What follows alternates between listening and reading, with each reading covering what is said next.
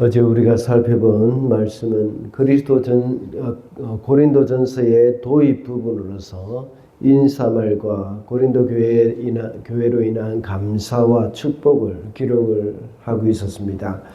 여기서 사도 바울은 고린도 교회가 어떤 교회인지 말씀하고 있습니다.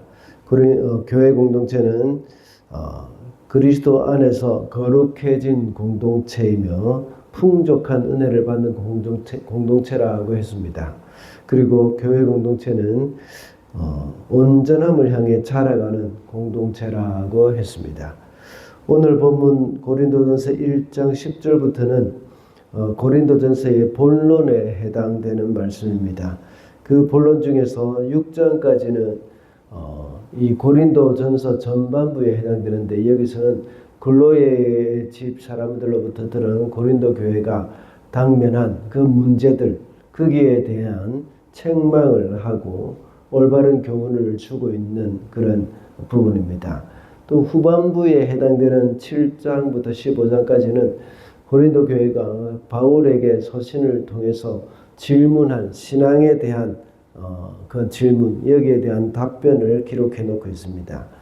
오늘 우리가 봉독한 본문에서는 오늘 본문부터 시작해서 4장까지는 그 전반부 중에서 고린도 교회 안에 발생한 분열에 대해서 책망을 하면서 하나 될 것을 강조를 하고 있습니다.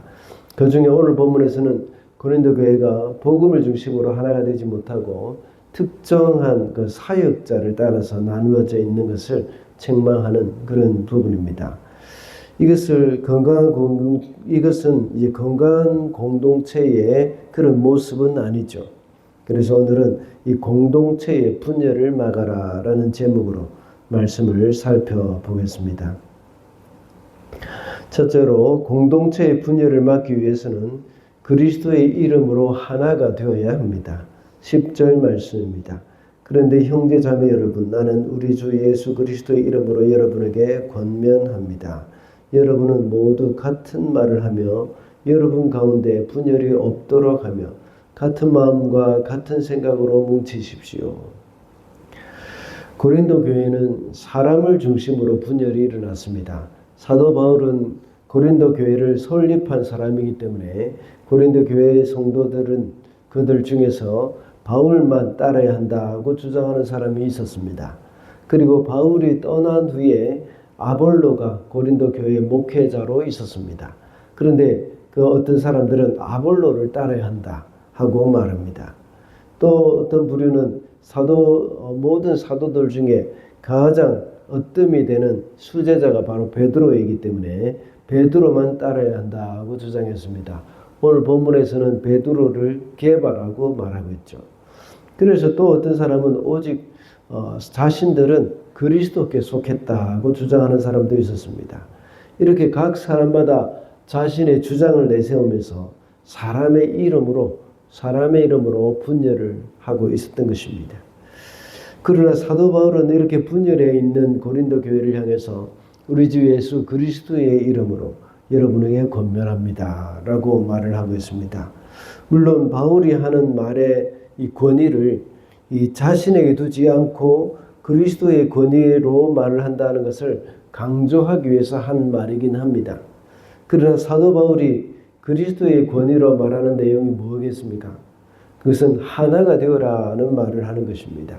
그것은 사람의 이름으로 서로 마음이 나누어져 있지만 그 모든 나누어진 그 마음은 그리스도의 이름으로 하나가 되어야 합니다. 교회 안에서도 이런 일이 종종 일어나게 됩니다. 분열을 조장하는 사람들은 항상 자신을 중심으로 해서 세력을 규합을 하려고 합니다. 그래서 많은 사람들이 자신과 같은 생각을 품는 사람들과 많은 이야기를 나누고 또 주장을 내세우려고 하는 일들이 참 많이 있습니다. 때로는 자신과 다른 생각을 가진 사람들을 향해서 나쁘게 험담을 하면서 다른 사람들을 자신의 편으로 만들려고 합니다. 세상 정치 세계에서 선거를 할 때 특히 이런 전형적인 방법을 많이 사용하는 것을 볼 수 있습니다. 그러나 우리 성도들은 세상의 풍습을 따라가기보다는 그리스도의 이름으로 하나됨을 힘써 이루어야 한다는 겁니다. 그리고 둘째로 공동체의 분열은 그리스도의 몸을 나누는 죄이기 때문에 이것을 막아야 합니다. 13절 말씀입니다. 그리스도께서 갈라지셨습니까? 바울이 여러분을 위하여 십자가에 달리기라도 했습니까? 또는 여러분이 바울의 이름으로 세례를 받았습니까? 고린도 교회가 이렇게 사람을 중심으로 나누어진 것에 대해서 사도 바울은 책망을 하면서 그리스도가 이렇게 갈라지셨습니까? 하면서 책망을 하고 있습니다. 그리고 자신의 예를 들면서 자신이 고린도 교회 성도들을 위해서 십자가에 달린 것도 아니며 자신의 이름으로 세례를 받은 것도 아니라는 것을 말합니다. 오직 인간의 죄를 위해서 십자가의 희생을 당하신 분은 우리 주님이시고 주님을 믿는 사람들은 모두가 성부와 성자와 성령의 이름으로 세례를 받았습니다. 그런데 이렇게 사람의 이름으로 분열이 일어난 것은 그리스도의 몸을 나누게 하는 그런 심각한 죄악임을 인식을 해야 합니다. 물론 교회가 건강하게 분리개척을 하는 것은 참 건강하게 좋은 일입니다. 이것은 마치 사랑하는 자녀가 성장하여서 결혼을 해서 부모를 떠나 새로운 가정을 꾸미는 것과 같은 것입니다. 그리고 또는 또 임신을 한 그 여인이 이렇게 해산을 하는 것과 같은 그런 의미입니다. 그런 일들은 적극적으로 권장해야 하는 일입니다. 그러나 이렇게 인간의 이름으로 서로 마음이 맞지 않아서 분열이 된다는 것은 하나님이 기뻐하시지 않는 일입니다. 교회는 그리스도의 몸이라고 했습니다. 만약 몸이 여러 개로 나누어진다면 그만큼 고통스러운 일은 없을 것입니다. 교회 공동체의 분열은 바로 이와 같은 일입니다. 그래서 사도 바울은 에베소서 4장 3절에서 하나 되게 하신 것을 힘써 지키라고 말씀하고 있습니다. 마치 우리가 거룩에 힘쓰지 않으면 쉽게 죄 가운데 빠지게 되는 것과 같이 우리가 하나됨을 힘써 지키지 않으면 쉽게 분열이 일어날 수 있다는 것을 알아야 합니다. 분열이 쉽게 일어날 수 있는 경우는 어떤 경우일까요? 서로에 대해서 부정적인 말을 하는 것입니다. 내가 미워하는 사람에 대해서 나쁜 말을 퍼뜨리는 것입니다. 그리고 자기 말에 동조하기를 원하면서 함께 내가 미워하는 그 사람을 욕을 해주기를 그렇게 바라는 것이죠. 그렇게 할 때에 공동체의 분열이 쉽게 일어나게 되는 겁니다. 그러므로 우리 성도들은 깨어있지 않으면 이런 유혹에 너무나도 쉽게 빠져든다는 사실을 잊어서는 안 됩니다. 이런 일은 그리스도의 몸을 나누게 하는 그런 죄악임을 명심해야 합니다. 우리는 서로에 대해서 좋은 소문만 날 수 있도록 해야 하겠습니다. 마지막으로 공동체의 분열을 막기 위해서는 그리스도가 주인공이 되어야 합니다. 14절 말씀입니다. 내가 여러분 가운데서 그리스도와 가이오 밖에는 아무에게도 세례를 준 일이 없음을 하나님께 감사드립니다. 사도 바울은 세례를 준 일이 그리스도, 가이오 그리고 스데바나 가족에게만 세례를 준 것에 대해서 감사했습니다. 물론 바울이 준 세례도 역시 자신의 이름으로 준 것이 아니라 성부, 성자, 성령의 이름으로 준 세례입니다. 세례를 준 사람이 많지 않다는 것을 자기 때문에 자기를 인해서 세례를 받은 사람, 자기에게서 바울 자신에게서 세례를 받은 사람에 대해서 많지 않다는 것을 감사했습니다. 왜냐하면 지금 많은 사람들이 사람을 중심으로 분열이 되어 있기 때문에 그 분열의 원인이 무엇이든 간에 자신의 영향력이 그리 크지 않다는 것을 감사했던 겁니다.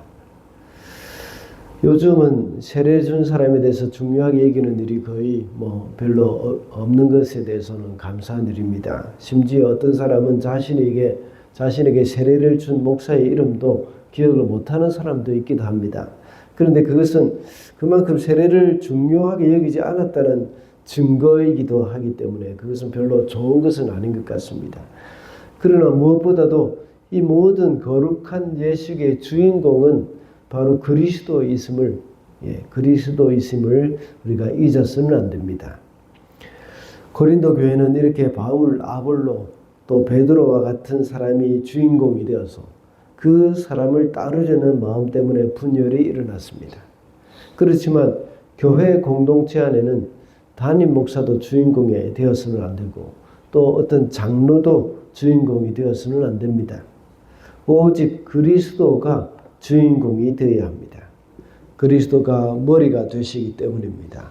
그러므로 교회 공동체의 분열을 막기 위해서는 그리스도가 주인공이 되어야 한다는 것을 명심해야 하겠습니다. 말씀을 맺겠습니다. 오늘은 공동체의 분열을 막으라는 제목으로 말씀을 살펴보았습니다. 공동체의 분열을 막기 위해서는 그리스도의 이름으로 하나가 되어야 하고 공동체의 분열은 그리스도의 몸을 나누는 것이기 때문에 이 죄악이기 때문에 막아야 한다고 했습니다. 그리고 공동체의 분열을 막기 위해서는 그리스도가 사람이 주인공이 아니라 주님이 주인공이 되어야 한다고 했습니다. 주님만이 가장 높아지는 우리 주사랑교회 공동체가 되어야 하겠습니다.